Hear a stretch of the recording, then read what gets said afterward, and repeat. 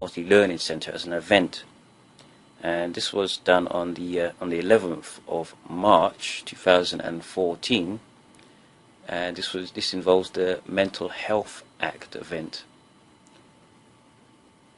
And I was actually involved in the planning of this event, even though I wasn't as didn't plan the whole thing, but I added what I thought would be useful for this event. And as I said, I was over at the Maudsley Learning Centre to see if all that planning sort of paid off. Now the event started at around 10:30 in the morning and finished around 3. So you can tell that this event was packed, filled with information, interaction, and a lot of questions as well, asked at health professionals, mental health professionals that is. Now I'm not sure if you've managed to watch one of my videos I've done for Hear Us, Croydon Hear Us, and I believe in one of those videos we actually had Bob Lepper speaking about the Mental Health Act. Well, this event, funded by the Maudsley charities, was actually the end result. So before I go over the Mental Health Act event in full detail, let's see what was in store for this information-packed event, over which I find actually quite a difficult subject. Well, first we had a welcome and introduction from the South London and Maudsley non-executive director, Harriet Hall. And then we had Bob Lepper speak about the Mental Health Act overview. Next there were some workshops which helped clear up a few things for those who attended. And after those workshops we had Bob Lepper, who spoke about community treatment orders. Then there was time for some more workshops, and then the closing sections to the event. So what were the topics presented and under discussion at the Mental Health Act event, which was aimed at service users and carers? Well, first we had confidentiality, basically who gets the right to information between the mental health staff, patient and carer, and it's a tricky issue. Next to the topics that was up for presentation and discussion was service user rights. Basically, what are the patient's rights if sectioned under different mental health acts? Then we looked at the sectioning process, basically how someone is sectioned, and emergencies, hence sectioning under difficult circumstances, how someone is actually brought in under one of the Mental Health Act sections. Well, at the event we had excellent facilitators brought in for their knowledge on mental health and helping service users and carers, and actually some of the public to understand about the Mental Health Act. So if we have a quick look at who the facilitators were, I couldn't get all of the names, but we had Amanda Folks, who's the Lewisham's mental health practitioner lead, and then Murat Sonkul, who's the information government lead. Then we had Lena Kirosovic, Mental Health Act team leader, Cherry Pedler, and we had Michael Edwards, the independent mental health advocate. So okay, let's move on to the event, and I have to warn you again, this is going to be another long audio or long YouTube blog. It's impossible to try and cram everything down into perhaps 10 minutes, which I try and aim to do for quite a lot of the blogs that I do. But unfortunately, I think this is a very important event, and it's not just for those who attended the event under the South London and Maudsley NHS Foundation Trust. I think it's an important event for those across the country. A quick profile on Bob Lepper, and Bob's role within South London and Maudsley includes leading on Mental Health Act training. He leads on training clinical staff in all disciplines and also offers tailor-made training packages for groups such as service users and carers. Bob leads on organising accredited training courses for clinical staff seeking Mental Health Act Section 12 approval and approve clinical training. His background is within the Mental Health Act field, where he worked for 15 years and played a key role in developing Mental Health Act e-learning within the Trust and external organisations. Now, the Trust publishes a popular and user-friendly guide to the Mental Health Act, that being the Maze, and Bob played an important part in putting together this publication.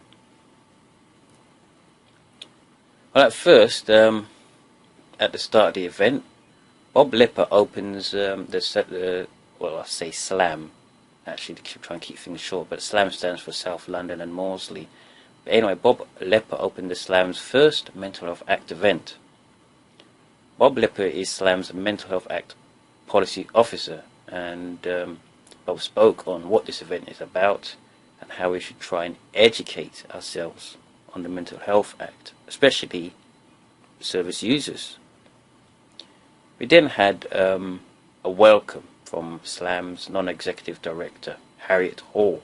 And just a bit on Harriet Hall. Harriet Hall is qualified as a solicitor in 1976 and first worked in the private practice and later as a legal officer for the National Consumer Council from 1991 to 2000 until May 2010. She was a deputy chairman and a non-executive director of other businesses, where she sat on the Appointments and Remuneration Committee and Audit Committee. She has been a member of a number of management committees for local voluntary organisations. Well, anyway, Harriet mentioned that this is the first Mental Health Act event from SLAM, funded by the Maudsley charities, and she mentioned that they would like to have some feedback of this event, because SLAM is actually here to listen. Harriet then talked a bit about how the Mental Health Act can be a traumatic topic and a situation for those who are brought in under the Mental Health Act. So, okay, I've been going on about the Mental Health Act, but what is it? You know, what is the Mental Health Act? And we got an overview of the Mental Health Act from Bob Lepper. And Bob gave us he first gave us two different views of what the Mental Health Act means to psychiatrists. And if you have a look at them, the first view goes like this, and this is from a psychiatrist. He says here, involuntary mental hospitalization is like slavery. Refining the standards for commitment is like pettifying the slave plantations. The problem is not how to improve commitment, but how to abolish it. Alright, that's an interesting view. We'll have a look at the other view from another psychiatrist, and he says, mental health legislation is a sign of a civilized society. So here's the question. What view do you lean towards? Is it the first or the second? Or maybe it's a bit of both. So I don't think there's a correct answer. It's basically how you view those comments. So let's take a very basic look at the Mental Health Act, which was presented by Bob Lepper. And here is the Mental Health Act assumes there is such a thing as mental disorder. Disorder perhaps as an ailment that affects the function of the mind or body or in society. The Mental Health Act Section 1, and as a reminder there are different sections to the Mental Health Act, but anyway, Section 1 defines mental disorder, clinically recognized conditions that are listed within the Mental Health Act Code. For someone to be detained, there must be concerns as to how the disorder impacts on their health or safety or protection of others. Now, there is a little discrimination against someone who has been detained, but plenty of unlawful discrimination. Now, this leads on to stigma. Stigma needs to be balanced against the views that arguably the detained person gets a better deal. Hence, the Mental Health Act is always being tested. Those who are detained test the Mental Health Act via their own experience of the process, and changes in society can inflict changes in the Mental Health Act law. Now, stigma is challenged by many mental health organizations. Time to Change is a good one, and Mind and Rethink, and many others. What do I mean by stigma? Well, Bob gave a good example at the Mental Health Act event, and I don't know if you can remember this one. Remember the headline, Bonkers Bruno? Well, after an outcry, that headline of a newspaper was removed, and we instead had the headline of Brave Frank Goes to Hospital. Perhaps going back 60 years or more, we would have the term to describe mental health sufferers as lunatic, idiot, or mad, but now they are seemed rather derogatory. And who's to say 30 years in the future, mental health terms, there will be other mental health terms in place. Let's quickly go through some of the sections, and I'm hoping this will just take just two or 3 minutes. Now, about a quarter of people, however, are in hospital without their agreement. This is because they have been sectioned or detained under the Mental Health Act 1983, with some additions or revisions made under, I think, 2007. Now, they are called formal patients, and they are usually brought in on either a Section 2 or a Section 3 from the Mental Health Act. Now, Section 2 can last up to 28 days, where it's mainly to assess the person's mental disorder, and at times they may be given treatment without consent. If there is no improvement, then the patient's Section 2 can be changed to Section 3, which can last up to 6 months, depending on the results of treatment. Sometimes the improved mental health worker can actually disagree with the other two doctors or assessors on the increase of the section. There are also shorter sections if not enough doctors are available to assess the person, and this would be a Section 4 and can last up to 72 hours. But within that time span, it is noted that the person's mental health, if it is out of capacity, then the section can be increased to either Section 2 or Section 3. Another section in the Mental Health Act is Section 5, or Section 5.2, I believe, and this is when someone is actually not under section, but they want to leave the ward. However, the doctor feels the circumstances are not safe and will issue this section to someone in order for them to be reassessed for up to about 72 hours. So it's a short section. Section 5.4 can be issued by a nurse and can only detain someone for up to 6 hours. The power ends when a doctor attends that ward. So it's basically if only the nurse is at that ward and she still feels that person not in the capacity, in mental capacity, she or he could issue that Section 5.4 in order to detain him for up to 6 hours. So then, for someone to be confined or sectioned into a mental health ward, or even in prison, actually, those are pretty big powers, which are not to be taken lightly. So who are the decision makers when it comes to such powers?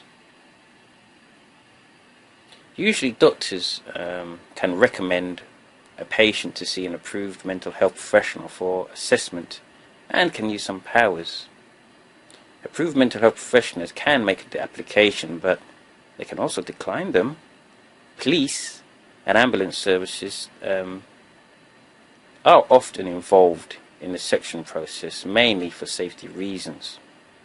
Now, fortunately, on a Section 136, which involves the police, sometimes the police can add to the stigma because of the way perhaps someone is brought in. Now, during the presentation we had an interesting question and I'll always sort of raise some of the questions that was asked by the audience during this audio or YouTube blog. And the first question was, can psychologists use such powers? Remember that we've got two different fields, psychology and psychiatry. Well, Bob explained that psychologists cannot complete medical recommendations, but they can, on their path to training, if they started off from a psychology background, they can become an approved clinician via training. Then this can lead to them completing medical recommendations. Okay, someone is detained by the Mental Health Act, but what about when they are in the ward? Well, use of the Mental Health Act does not stop there. Mental Health Act Section 132 allows for giving of the rights verbally and in writing to the patient, and this is usually given perhaps by the nurse on the ward. Plus, independent Mental Health Act advisors can help supplement the patient's right. So if I clarify that, once you have been sectioned and brought onto the ward, Mental Health Act Section 132 allows that Mental Health Act nurses, staff give the patients or those detained under Mental Health Act their rights, and explains verbally why they're sectioned and if they wanted to appeal, and perhaps what about the mental what section they're under. And it's a pretty serious legal duty that they must perform for those who are brought onto the ward under section. Now, patients or those detained under the Mental Health Act are given rights of appeal against all sections except the short Mental Health Act sections. These rights of appeal are known as tribunals, where the patient can have someone, usually a solicitor, represent them and argue the case of why they have been detained and argue for a release into the community or withdrawal of the sectioning process. Other mental health acts on the ward that allows for time off is the Mental Health Act Section 17. Hopefully that amount of leave increases over time depending on good behaviour. But there are conditions, hence Mental Health Act Section 18 regulates leave, which includes use of the police bringing someone back.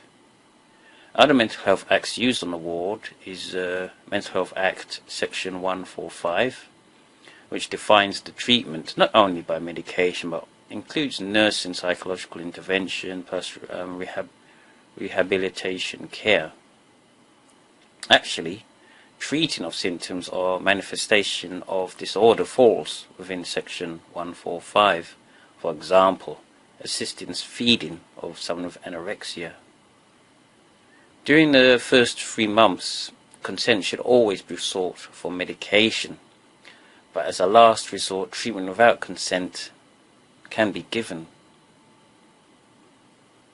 Now, usually, at a 3-month point, if the patient does not consent, the safeguard of the section option is available, and remember, a responsible clinician can end the section at any time. But what about carers, family members? What of the nearest relative, or the role of the nearest relative? Well, the role of the nearest relative is a valuable role and usually is a check and balance, and this works well if the nearest relative is involved in care and is trusted by the patient. There was actually plans to abolish the nearest relative role completely in the amended Mental Health Act, but this was abandoned, and the Mental Health Act continues with the role of the nearest relative with slight amendments. And there is a tug of war, not only to protect the patient, but also to protect the family, carers, next of kin, or nearest relative. The next of kin and nearest relatives, they do not have the same powers in concern to the Mental Health Act. Now, before I go into the questions asked by the audience, let's just spend perhaps around 2 minutes looking closely at the role of the nearest relative. While planning this event, another carer governor, Roger Oliver, stated that the nearest relative should be included in the event, and Bob Lepper kindly agreed, and he explained within the event the role of the nearest relative. Now, under the Mental Health Act, Section 26, there is a list of nearest relatives in which the approved mental health professional needs to work their way down until they are able to identify someone, unless that person brings themselves forward already. Now, the improved mental health professional, otherwise known as an AMP, you might hear mental health professionals sort of say this. I'm afraid there's a lot of jargon floating around in the mental health profession, but they are definitely trying to improve, trying to make people understand what all this jargon means in plain English. Right, the list goes as follows. Usually at the top of the list of nearest relatives would be a husband or wife or civil partner. The next is the son or daughter, and then father or mother, brother or sister, grandparent, grandchild, uncle or aunt, nephew or niece. And actually someone who originally resides with or provides care for the patient can actually jump to the top of that list. Now, for Section 2, nearest relative needs to be informed of the sectioning, whereas for Section 3, the nearest relative can be consulted and actually veto the sectioning process. The nearest relative can actually be displaced if unsuitable, hence this might be the reason to try and abolish the nearest relative role completely in past mental health acts. Still, the nearest relative's main powers are the right to make their own application of sectioning, which is very rare. I don't think that often happens at all. The right to be informed by the trust of sectioning of someone.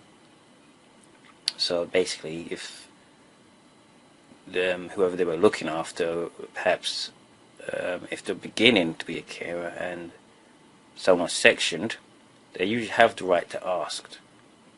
And unless the patient states otherwise, then the trust is bound to that patient's view in order not to tell the relatives that they're being sectioned. The right to be invited to the mental health trust, and this is around all the countries, not just Ceylon, but the right to be invited into the mental health trust unless the patient objects.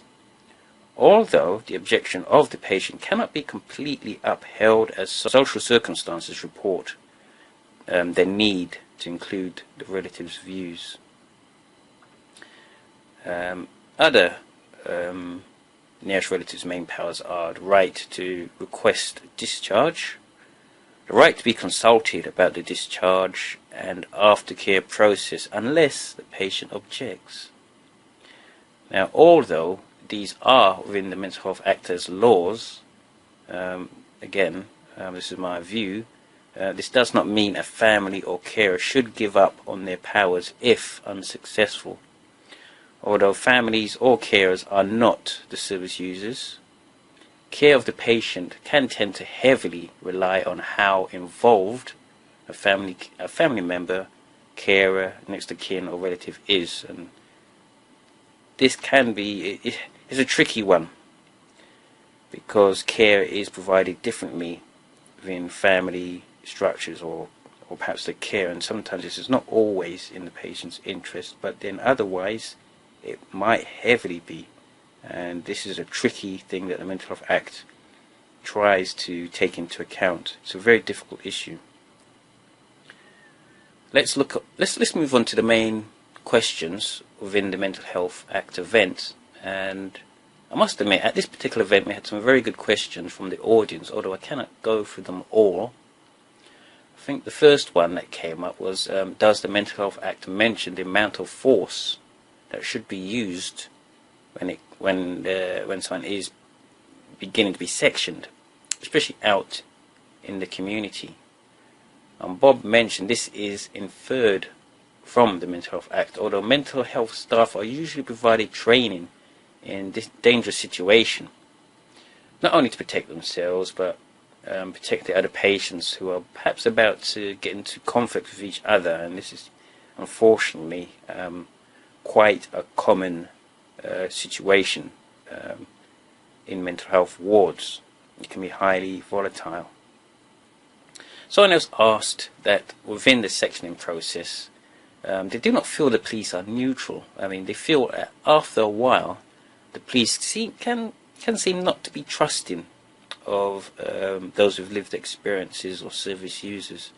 And Bob explained that although it's usually down to the sectioning papers, which are usually lawful, if you have been sectioned before, the risks increase that you might be more likely to be sectioned again. But as a reminder, force should hopefully be used as a last resort, especially in public places.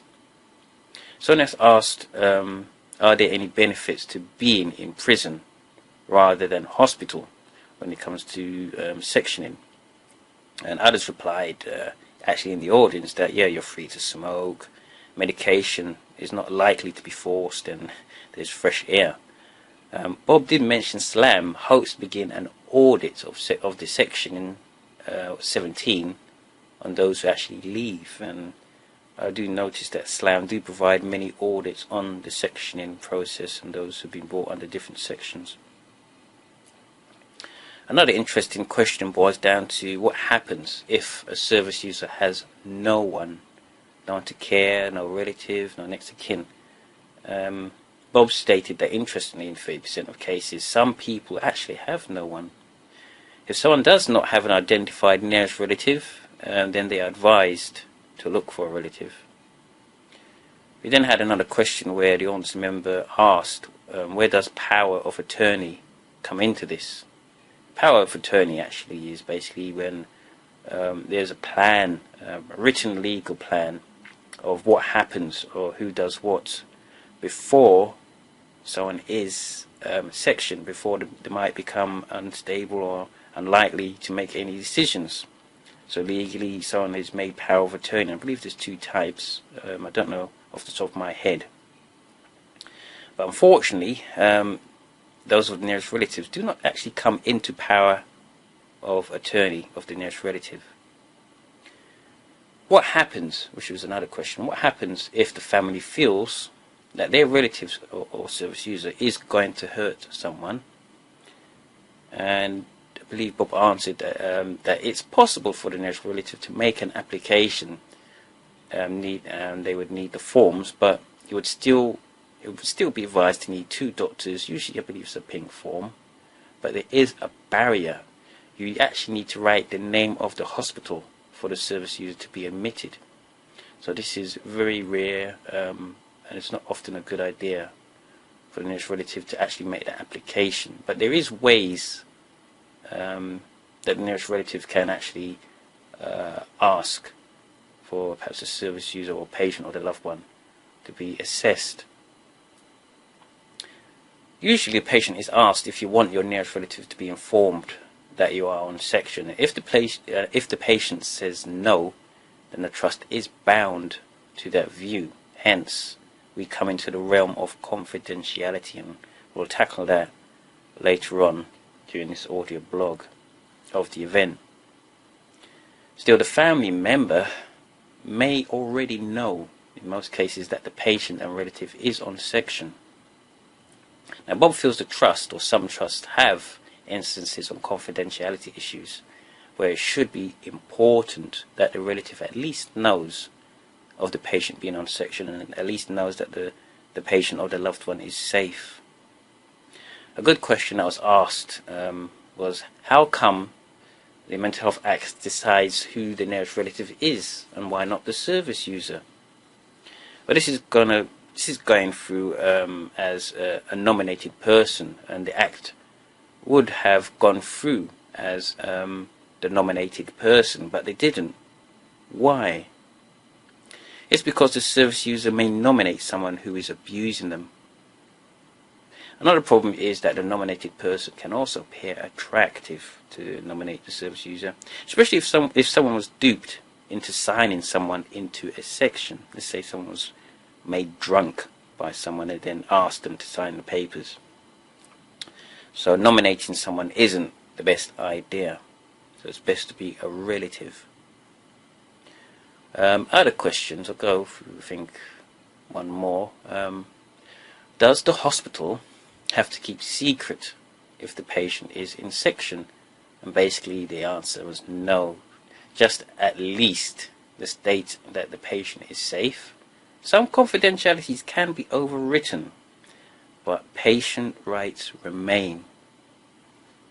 So okay, that was a long part to the first bit of the event, and then we moved on to the workshops. And if you're still with me, congratulations. I guess I've thrown a lot at you. But who said that the Mental Health Act is easy? And I have to warn you that some things I might mention in the audio blog might not be 100% correct. It's always a good idea to read up on leaflets that SLAM provides.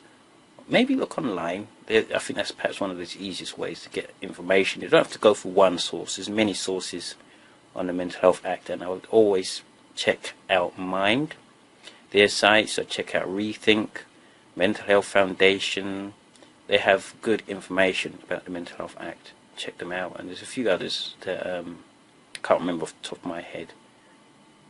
In fact, to be honest, I just don't think I've covered at least 2% out of 100 of what the Mental Health Act is about. It's like as if it was a maze. But anyway, the workshop provided in which carers and service users could ask questions were the following. We had one table which was covered by Rose. I'm afraid I don't particularly know her role at the trust or what she does, but she was covering the emergency table section.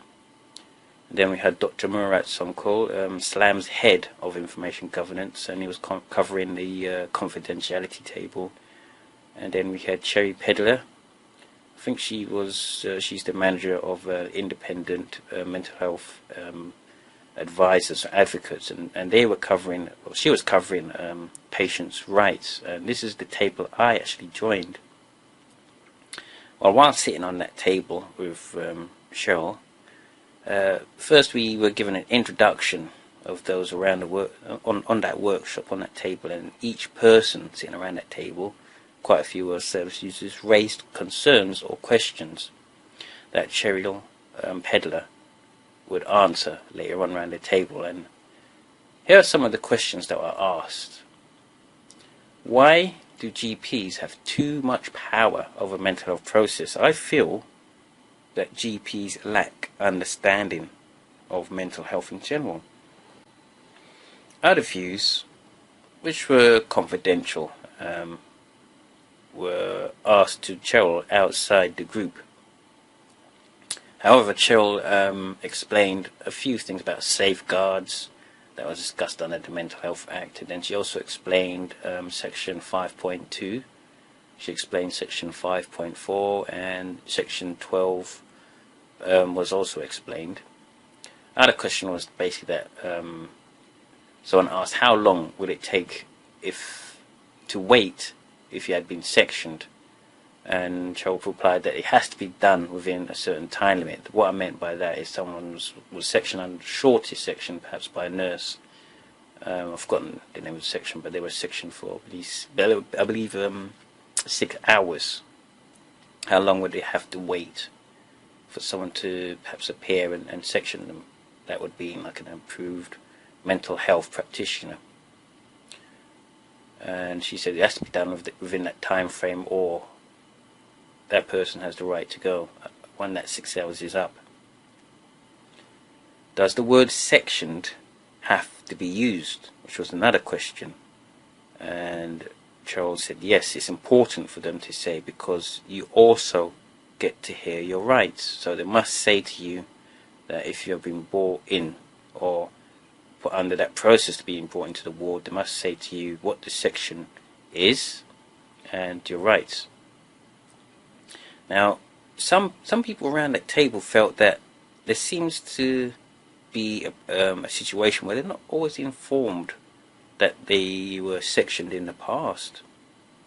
Some felt that they feel there is no communication, and they feel sometimes there's a lack of trust, and sometimes it's difficult for the patient to know their rights. Moving on, we had another good question on what would be the reasons for the holding powers that are being sectioned. And usually, I think Charles said, usually this concerns, there is concerns about the person to be released, even if informal. They are asked to stay on a ward to be assessed because they feel that they might end up harming themselves or being suicidal, or perhaps being a danger to others. Another question that was asked was, what about the complaints procedure?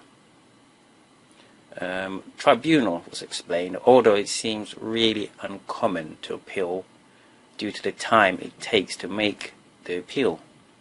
Not to say that it's not like it's a good idea. Those are within the patient's rights. Another question that was asked was, while on the ward, who decides if you take your medication or not? Usually it's 2 doctors and an AMP, really that's an approved mental health professional, who then assess first without medication, and then after a while they'll reassess, they'll give medication and then reassess to see how the medication is working and if there's any side effects, or if the side effects are too much they might reduce the volume, although it's usually, I believe, it's set high at first and then lowered. But beware, I'm not a mental health professional, so always check up on sites or ask a care coordinator or an improved mental health professional. Another question that was asked is, do the doctors have to see you? And Cheryl replied, yes, it's important that they see you. If you're on the ward, it's so important that a responsible clinician, an approved mental health professional, must see you. And besides, they will have questions to ask you or ask the patient on the ward anyway. Another question, or perhaps I think it was a statement that was asked, was that they feel that some grief can be mistaken for mental illness. Now, some mental health professionals seem to be very quick to give medication on things that are not actually mental health disorders. And Cheryl actually agreed. She says, interestingly, this can be a problem. Other questions is that someone's actually asking, is there an arbitration service at SLAM because someone or some patient might be alone? And the reply basically was that every detained patient has the right to see an advocate. You can also ask for an independent doctor to appeal against your section. One person around that table felt that there is nowhere for people to go after they are released. There's no day centres. And Cheryl replied that she agreed, because there has been a lot of cuts in the community in the year 2014. There's been a lot of cuts, and this has affected what is on offer for those suffering mental health distress. Other question was, do the doctors explain to the patient that they have a right to see an advocate? And Cheryl said yes, although we're not sure how much this actually happens. One reason that this is so important to explain to the patient that they have a right to see an advocate is perhaps if the patient's first language is not English, and again, patient's rights. Another one that was asked is it possible for the patient to ask for a friend to be an advocate? Cheryl said, well, she's not sure, but it's very risky because they may not have the same training as an independent mental health advocate, and still relatives are preferred compared to perhaps another service user acting as an advocate. And this goes under the Mental Health Act as the law. It's not saying that this is not often. You do get peer support. The main concern is safeguarding, which is why they prefer relatives or someone trained to perhaps be an advocate. And this is to protect your interest against those who lack the training to represent you. Again, the situation of medication sometimes has horrible side effects, and it's not always explained when someone's on the ward. But Charles stated that you have a right to know about the medication, and wards usually have a pharmacist on the wards rounds, and it's important that you ask the pharmacist on those ward rounds about the medication. Usually they'll give you leaflets, or they'll talk to you about if you're feeling, if you feel the side effects are too much, if you feel unwell. It's very, very, very important that a patient or someone sectioned at least raises to the pharmacist or mental health practitioner about that medication. And it's also even more important that they read up on this medication even after they've come off section and are released into the or out in the community. I'll go for two more questions. One of them was, can patients ask to be transferred to another doctor? The answer is yes, but it depends on the situation, as Chola explained. And the last one was basically someone felt that the medications are pretty strong and that they wish they could actually control the dosage a bit more. And with that question, that was the end of the first round of the table discussions. And those listening and watching don't actually have to always agree on the answers that Cheryl provided, but this was just to at least spread some knowledge about the difficulties when someone is sectioned and their rights. You know, what I'll do, because there was actually 2 other tables or other workshops that was going on during that event, and I'll just briefly explain the feedback from each table plus the one that I was sitting on. So the service user rights and safeguarding, the feedback from that was that they would like more rights to the medication on the wards, an explanation of their rights. They would want more peer support to be available, and explanation on the side effects of medication need to be shown more, and explanation of the patient rights on the ward, not just once but several times, because look at it from this way: the patient, when they're brought in, they lack the insight. So trying to explain the patient's rights to them at that point in time, do you think that that they're going to remember? So it's important that this needs to be explained several times later on down the line of this section process. It's not just a tick box to say that they've explained their rights to the patient only once. The next feedback point from another table, which is confidentiality, and I didn't see on this one, but basically it was sharing info with the carer should not be done as a one-off discussion. It should be more discussions on confidentiality. Patients should be encouraged to set and advance directives. Now I'm going to put my own views to this one. I feel this is not practiced more, and it's so important that a care coordinator can be sitting around when they come to see a service user or patient using the services. There's no reason why they cannot discuss with the carer advanced directives, especially if someone does have a relapse. Who makes the decisions? Who can help make decisions? Trust should be formed, and in my view, this isn't done more than enough. In fact, I've had arguments over this. So care coordinators or patients should be encouraged to set advanced directives. It can save a lot of hassle later on down the line, especially for the service user or patient themselves. Another thing in confidentiality is that carers do not always understand what's confidential and what's not. Carers' charter should be built up and provided within the Mental Health Act, and identifying what can be shared. Training to staff on what is confidential and what is not should also be given, not just once, but also explained later on down the line, like retraining. A lot of these will be taken back to SLAM's Mental Health Act committee, which I think is very important. It's not just taking information from the audience just for the sake of it. SLAM, that is South London and Maudsley, will look into these and act on them. And I'll also be working on a guidance leaflets once they've got more feedback, and the leaflets that are provided at the Mental Health Act will usually be updated.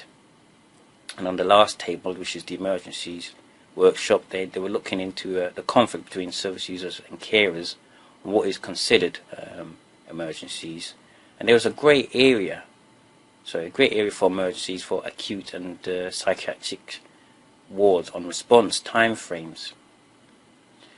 They also discussed care plans and where do carers fit into this, carers and families, and admin staff. Basically, when someone rings the trust, the experience of admin staff does not always seem positive. And again, Rose will take, who facilitated that table, will take these back and adhere to those comments. We then had time for a free lunch at the Autism Centre, otherwise known as the Maudsley Learning Centre, which was actually quite tasty. There was quite a few sandwiches there, and I did eat some food, but not as much as I usually do. During a lunch break, I took the opportunity to take some photos of the of SLAM's leaflets at the table, and I found some interesting books as well. And I took some home so that I could read up on a few, and the leaflets can also help me explain a bit more about what happened at the event, and explain a bit more about the Mental Health Act on this blog.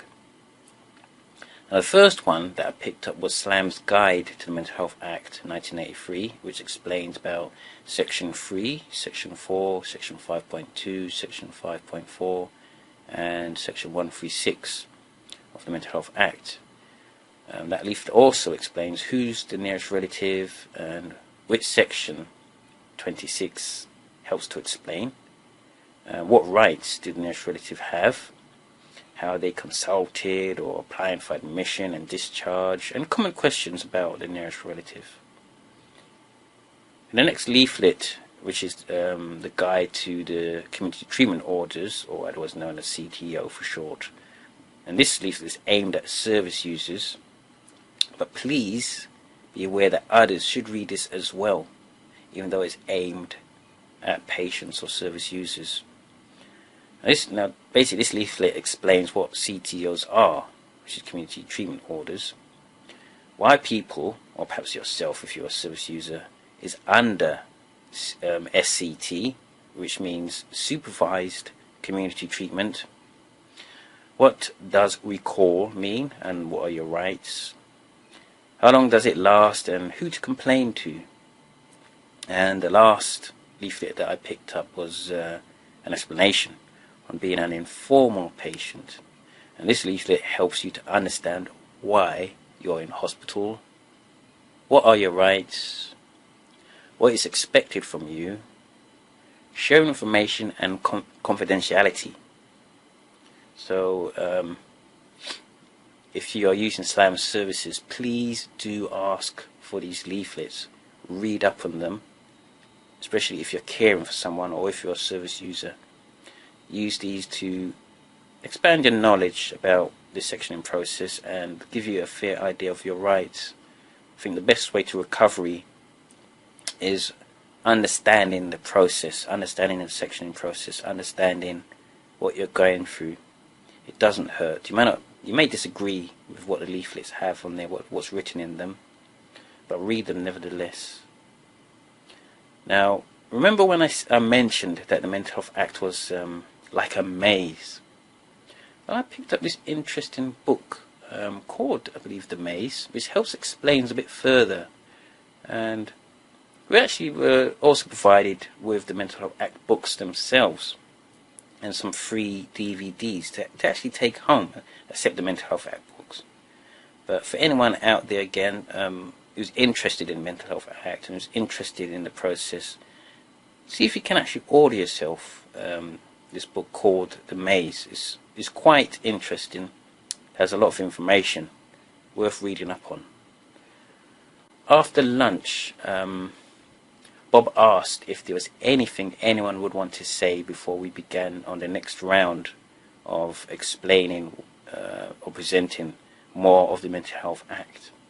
And we had a few people were actually thinking about what was explained or presented to them during the first section of the Mental Health Act event. And we had a person that I've done an audio blog on, or video blog on before, Christian Wilcox from the Croydon Mental Health Forum, and he feels that GPs need some training when it comes to mental health, especially in Croydon. But he's also wondering if this is the same in other boroughs that SLAM covers, that being Lambeth, Southwark and Lewisham as well. And another person asked, can an individual request to be sectioned? And Bob actually mentioned that they can, but it's not really automatic. Section 117 aftercare, the reason why he mentioned this is because there's it was really controversial, Section 117 aftercare, because this is free of charge. And that means payment is free if the person has mental health problems. This can be abused if a relative says, look, this old person, she or he is not mentally capable. They need to be sectioned. And you'll have to have someone, an improved mental health professional, look into this. But this can be used to avoid paying for healthcare, so this is a difficult one to tackle. Basically, another question was, what happened if someone did something in order to be sectioned? And it's a difficult one again. It's by a case-by-case circumstance. Other questions I was asked is that some felt that it would be good to have an A&E area for mental health patients within the trust. And there was one meant to be brought in, but I was not sure if this has been completely happened, although we do know that Guy's and St Thomas's is rebuilding an A&E section near across the road from SLAM, from the Maudsley. Another person asked, mental health professionals seem too eager to push medications on patients that could be very addictive or lead to difficult side effects, and they would like some kind of alternative therapy. Another person felt that medication is often the pathway to recovery, but it should not be the only thing. We were then treated to a 2-minute song, but actually to lighten the tension, by service users who sang Jesus Got a Hold of My Heart and Jordan Rowe. I made a mistake of actually not recording the singing, especially when Bob actually asked me if I did so. I didn't really expect anyone to be singing during the Mental Health Act event, but perhaps next time I'll try and do so. Now, the second section of the Mental Health Act event, Bob then talked about community treatment orders. And I must warn you, although I'm covering what Bob was presenting on and talking about, sometimes I might misunderstand something or I might miss something out, so it's not like 100%. In fact, when or if another Mental Health Act event comes up again, please do try and attend. You can learn so much from them, especially if you're a carer for someone within SLAM, perhaps caring for someone who uses SLAM services, or even if you're outside SLAM. I mean, I don't see why you shouldn't turn up to these events. Well, anyway, Bob started talking about CTOs. Those are community treatment orders, and community treatment orders means that you will have to have supervised treatment when you leave the hospital. Your responsible clinician, otherwise known as an RC, that means responsible clinician, will be able to bring you back to the hospital if needed. You will have to follow conditions, and those are the key words, conditions, if you are on a CTO. That is community treatment orders, and these conditions will make sure that you continue to get treatment. Now, those conditions can also protect you from harming yourself or other people. Conditions can include where you will live or where you will go to get treatment. And a good example of this was, I don't know if you heard of the Ben Silcock case. Look this up on the web. I believe he was on a community treatment order, and he was a schizophrenic from London who was mauled by a lion in 1992. Now, he entered an enclosure at London Zoo to feed chickens to the lions, and ended up undergoing 8 hours of surgery for his wounds. Following the surgery, he was taken to the Bethlehem Royal Hospital in Kent, and this event highlighted the problems of CTOs. It was stated that it was good that service users, or those coming from the sections, are going into the community, having their rights, having their freedom, but there is a need to be some kind of compulsion for service users to keep to those conditions, that being taking their medication or being requested to take their medication. Because if they are not held to those conditions, they can be recalled to the hospital. But still, there's a prevalence for your own autonomy or space from community treatment orders. The reason for this is that some people actually respond better to conditions in order to have their own space. There's different service user perspectives on the community treatment order, and they can be variable. Others feel community treatment order is like a life sentence. Remember those two views that I've mentioned earlier on from those two psychiatrists. One of the views was saying that it was like a form of slavery, and unfortunately some service users on a community treatment order feel this is like a life sentence. It will not aid their recovery. It might reverse it. Others feel they just live with it. They can cope. Community treatment order, it's better. They feel better than not having to be in the ward. They just have their own independence. While others feel that it's aiding in their recovery, and the view from carers is that it's actually positive. They would like to see their loved one. They like to provide their care.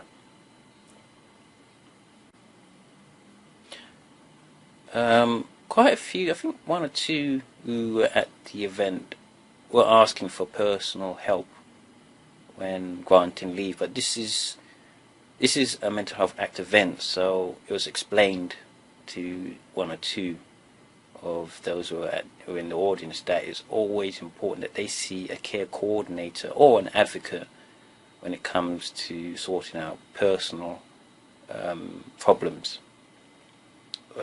due to their sectioning experiences or situations. But was there to ask questions overall on the Mental Health Act itself. Unfortunately, carers groups do worry that carers would have to enforce the community treatment orders, and this would put the carer in a difficult position. It's perhaps a bit too much responsibility on those carers, and relationships can break down if they have to keep enforcing community treatment orders. And to be honest, these are my views. Relationships do break down often when it comes to having a carer pushing for a loved one to be admitted or reassessed. It's a difficult relationship. Community treatment order is exactly, I think exactly the same as Section 3, although there has to be, there have been people actually on Section 3 for around 35 years. We then had another round of table work groups, 3 of them again, and this time, again, we had patient rights, service user rights. The other table was on safeguarding rights, and the last table was on confidentiality.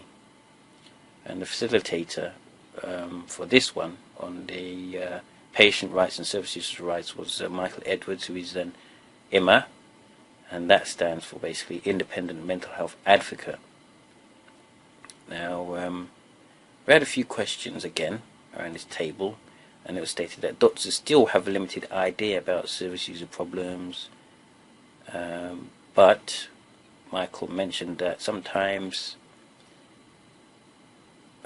those who lived experiences or service users are too ill to fight for their own rights.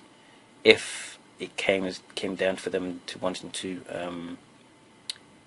appeal against them in their section, it's always important that they have a solicitor to at least help, or a lawyer to at least help them fight for their rights when it comes to their tribunal, if they want to sort of appeal against their section.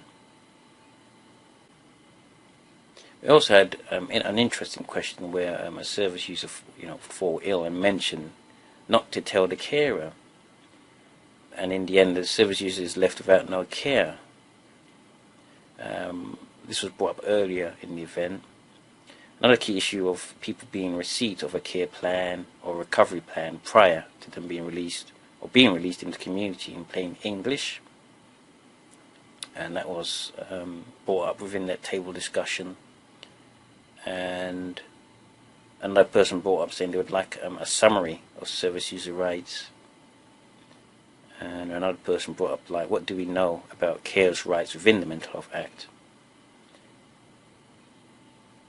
And it was mentioned that there perhaps should be a middleman to heal the rift and also protect the carer if the service user seems to be abusive. Another thing that was mentioned at the table was when carers refer to the Mental Health Act, at times we need to speak to the service user to get a full idea of the situation, and this can cause problems with confidentiality. It's also brought up again that patients should be informed by a mental health nurse on the ward about their right to appeal. And someone actually replied on the table with a good answer, stating that the problem is that people are not in a fit state to take information. I mentioned this before, especially when their rights were explained to them. And staff should explain this 2 or 3 times to the rights of the mental health patient, of those who are under section. But not every staff will do this, since it's just once in order to just again tick the box as a legal requirement. Explanation of the tribunal. And if someone had, and there was asked around the table if someone has the experience of this, Michael mentioned that you can choose to represent yourself, although it's not a good idea. It's best to have your own representative, because the majority of people lose, because if they appeal for themselves, if they represent themselves, then this looks like it might be going against their section. And it might look bad if they are representing themselves. The thing is, how do you go about applying your rights rather than just picking fights with those who could sign your discharge form? So again, this is a tricky one, but the problem is when someone's on the wards, they don't often have the insight. I'm not saying for all mental health patients, but it's usually a direction where when you're lacking insight, you become more stressed, you become more anxious, and instead of looking down the line to represent yourself fully, or to get representation, to appeal against your section, you more likely want to pick fights with those who are able to sign your discharge form. It's a difficult one. However, within the Mental Health Act, the treatment has to be at the least restrictive, always set at that. And this was still on the table discussions for service user and patient rights. Treatment also has to be appropriate, although some participants felt that this did not seem so clear. Another question that was asked is that a person would like to know about the right to transfer to another GP, or GPs who have an understanding of the mental health issues. Others at the table felt funding issues have caused less and less crisis management, and now it's more about crisis issues. Michael mentioned that there are many advocates from a service user background, and this can cause conflict with an advocate who has never come from that background. So it's important, again, to have an advocate at least have some ideas of the legal process, and perhaps have some idea of the service user background, or they might have experienced these things. And this is coming from an advocate or peer support. Someone actually asked an interesting question. What would happen if the patient was refused the right to see an advocate? well, the independent mental health advocate stressed that it's critical. In fact, it's a statutory right for the patient to see an advocate about their rights. It's so critical that it would be advisable to go to an MP or commissioner to complain. Otherwise, the trust or the wards would face heavy fines. Another question was asked was, what does an IMHA, or an independent mental health advocate, do? And Michael explained that you could speak to them in private if you had been sectioned, unless you say you are going to hurt yourselves, then that would be difficult. It would be difficult to be confidential. An advocate has the right to access your medical notes as well, for them to understand the situation that you've gone through and them to least. Michael felt that the Mind national website on mental health advocates is good, and he mentioned another site called Action for Advocacy, which is also a good site to look up on as well for information on advocacy, mental health, independent mental health advocates. Now, after that event, after that particular section of the event, we had another feedback from each of the tables. I'll start with the confidentiality table, which was run by Amanda. And it was mentioned that every possible avenue of support should be given when it comes to confidentiality. Another question is basically, what if support is not there? And it's true that support in some cases are not there when it comes to confidentiality, but we have to look at the real world, and it's not an ideal world. There's more done off the confidentiality table, but I don't want to make this audio go on for too long. Another feedback we had was from the rights table, which is patient rights table, which is what I was sitting on, and there's an explanation of what an IMHA does, and the role of the nearest relative, and looking at basically the cuts to funding was a big issue. And there was other things that was discussed that I mentioned earlier. And then the accident and the emergency table, a discussion of the response rate of the services when someone reaches crisis was discussed at that table. What the care family would need to do in order to contact A&E. And there was also a wish list as well. There should be a standardization of responses when it comes to sectioning. Crisis outreach teams should respond via the phone, and they want the police and ambulance to have specialist training in mental health, and maybe perhaps this be given by a service user who would provide that training. And peer support services in SLAM to support services across the trust. And after the Mental Health Act event finished, there was we were handed evaluation forms, basically what we thought of the event, because this is the first one they've done at the trust. And there the event ended. But I would like to say thanks for actually taking the time to listen to this audio blog or YouTube blog. I know it's been very long, but I'm hoping that at least shed some light on the Mental Health Act. As I've mentioned again, please read the leaflets, even if you're not a service user or SLAM. If you're or a carer of someone using the service, the SLAM services, it's your rights and it's your health.